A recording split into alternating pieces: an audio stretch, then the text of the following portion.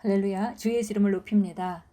우리가 주 안에서 새롭게 거듭났다는 것은 정말 아름다운 삶으로 하나님의 사랑으로 우리가 초청받은 것이고 그곳에 이 왕국의 삶은 정말 아름답습니다.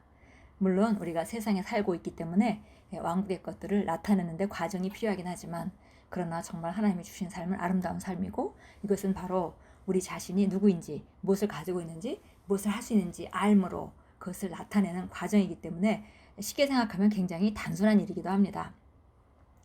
오늘은 3월 12일 목요일입니다. 그리고 오늘 우리가 나누는 말씀의 제목은 그리스도 안에서 당신의 새로운 정체성. 새로운 정체성. 우리가 과거에 어떤 집안에서 어떻게 태어났든지 어떤 조건으로 태어났든지 간에 그거랑 상관없이 우리는 거듭날 때 새로운 생명으로 태어났고 그리고 새로운 정체성을 갖게 되었습니다. 시편 87편 3절입니다. 오 하나님의 도성아 너에 관하여 영광스러운 것들이 이야기되는도다. 셀라. 하나님의 도성 시온성. 이 시온성에 대해서 영광스러운 것들이 이야기된다 그랬습니다. 성경에는 새로운 피조물에 대한 아름답고 영광스러운 구절들이 많이 있습니다. 이것이 말씀에서 당신에 대해 말하고 기록한 영광스러운 것들을 더 알기 위해 당신이 성경을 공부해야 하는 이유 중 하나입니다. 하나님은 당신을 무엇이라고 부르셨습니까? 그 이름으로 응답하십시오. 그렇지 않으면 자신을 속이게 될 것입니다. 하나님은 우리를 하나님의 자녀라고 부르셨고 하나님은 우리를 새로운 피조물이라고 부르셨고 하나님은 우리를 정말 이 땅의 승리자라고 부르셨고 하나님은 우리를 정복자보단 더한 자라고 부르셨습니다. 하나님은 우리를 부유한 자라고 부르셨고 하나님은 우리를 강건하고 신성한 건강으로 충만한 자라고 우리를 부르셨습니다. 이렇게 정확하게 볼 때 이것이 바르게 보는 것이고요. 이렇지 않고 자꾸 느껴지는 그 경험들과 아니면 상황들과 느낌들을 본다면 자신을 속이게 되는 것이다. 그렇습니다. 계속 읽겠습니다. 하나님은 창세기 17장 5절에서 아브라함에게 말씀하셨습니다. 이제 후로는 내 이름을 아브라함이라 하지 아니하고 아브라함이라 하리니 이는 내가 너를 여러 민족의 아버지가 되게 함이라. 아브라함은 존귀한 아버지란 뜻이었습니다. 그러나 하나님은 그를 향해 다른 계획을 가지고 계셨기 때문에 그를 여러 민족의 아버지라고 부르셨습니다. 아브라함은 즉시 자신의 새로운 실제와 정체성에 적응했고 새로운 이름으로 자신을 소개했습니다. 어떤 사람들은 아브라함이 이름을 바꿨을 때 그를 조롱했을 것입니다. 그의 아내 사라 역시 불임이었고 소망 없는 상태였다는 것을 기억하십시오. 아브라함이 이미 나이가 많았고 그리고 아브라함은 아이가 없었죠. 그런데 아브라함이라는 이름은 여러 민족의 아버지입니다. 그러니까 사람들이 처음에 이렇게 자기 자신을 부를 때에 자기 자신을 소개하고 이 이름으로 자기 자신을 소개할 때에 사람들이 비웃었겠죠. 그 당시 사라도 역시 불임이었습니다. 그러나 아브라함은 하나님의 말씀에 완전히 설득되어서 하나님이 부르신 대로 스스로를 여겼습니다. 같은 방식으로 당신은 하나님과 그분의 말씀에 동의하는 법을 배워야 합니다. 그리스도 안에 있는 당신의 새로운 정체성과 실제를 받아들이십시오. 하나님은 당신을 거룩하고 의롭고 형통하고 승리하고 정복자보다 나은 자로 부르십니다. 당신에 대한 하나님의 묘사와 인식에 동의하여 살아가십시오. 바울이 에베소에 있는 그리스도인들에게 편지를 보냈을 때 그는 그들의 성도와 신실한 자들이라 불렀습니다. 그것은 당신에 대한 설명이기도 합니다.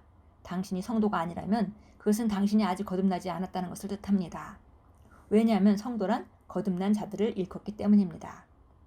골로새서 1장 22절에서 그분은 당신을 거룩하고 흠없고 책망할 것이 없는 자로 부르십니다. 이러한 진리의 빛을 받아들이고 그 안에서 행하십시오. 그러면 당신은 의의 길에서 항상 열매를 맺을 것입니다.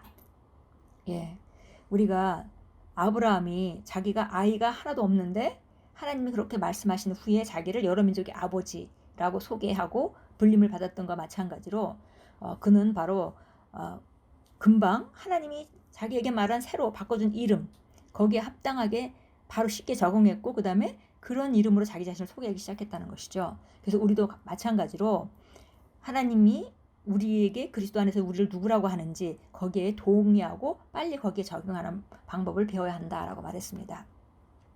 바로 그리스도 안에 있는 새로운 정체성과 실제인데요. 우리를 거룩하다 하고 나를 의롭다 하고 우리를 형통하다 하고 승리자라 하고 정복자보다 나은 자라고 하나님을 부르고 계시기 때문에 우리가 빨리 우리 자신 나는 거룩하다, 나는 의롭다, 나는 형통하는 자이다, 나는 승리자이다, 나는 정복자보다 나은 자이다 이렇게 인식하고 그렇게 생각하고 그렇게 말하는 것, 그렇게 살아가는 것이 매우 중요합니다. 하나님께서 우리를 이렇게 이미 거룩하게 하셨고 의롭게 하셨고 형통하게 하셨고 승리하게 하셨고 정복자보다 나은 자로 세우셨습니다. 그래서 우리는 그런 자가 된 것입니다. 우리가 경험했던 경험하지 않았던 그것은 별개의 문제입니다. 이미 우리 그렇게 만드셨고 이제 우리가 그것을 믿고 거기 적응한다면 그렇게 동의해서 우리가 살아간다면 그런 삶이 나타나게 되어 있는 것입니다. 그래서 우리는 항상 의의 길에서 열매를 맺게 될 것입니다. 베드로전서 2장 9절 말씀 참고 성경 보겠습니다. 베드로전서 2장 9절입니다. 그러나 너희는 선택받은 세대요 왕 같은 제사장이며 거룩한 민족이요 그에게 속한 친백성이니 이는 우리를 어둠에서 불러내어 그의 놀라운 빛으로 들어가게 하신 분의 덕을 너희로 선포하게 하려는 것이라. 바로 우리는 선택받은 세대입니다. 우리는 왕 같은 제사장입니다. 우리는 왕이며 제사장입니다. 우리는 거룩한 민족입니다. 그리고 우리는 독특한 하나님의 자녀, 새로운 피조물들입니다. 이렇게 우리를 아름답게 하셨습니다. 그분의 덕을 선포하게 하려고 삶 가운데 나타내서 다른 사람들에게 그 아름다운 삶을 보여주라고 우리를 이렇게 아름답게 만드셨습니다. 에베소 2장 10절 보겠습니다. 에베소서 2장 10절입니다. 우리는 그분의 작품이니 그리스도 예수 안에서 선한 일들을 위하여 창조되었느니라. 이 일들은 하나님께서 미리 정하시어 우리도 그것들 가운데 행하게 하려 하신 것이라. 저와 여러분 한 사람 한 사람은 하나님께서 직접 지으셨습니다. 그리고 지으실 때 목적이 있었습니다. 그 목적은 매우 선한 것입니다. 그리고 그 일을 이룰 수 있도록 하나님께서 미리 길을 정했고 이제 우리는 그 길 가운데 걷고 있는 것입니다. 그러니까 하나님이 우리 가운데 우리를 위해서 각자에게 세운 계획과 우리가 말씀을 통해서 우리가 바라보는 것과 일치할 때 그런 삶은 나타날 수밖에 없는 것이죠. 그러나 하나님이 그런 계획을 세웠다 하더라도 우리가 그것에 합당하게 택한 자리에 가지 못하면 그 일은 안 이루어질 수도 있습니다.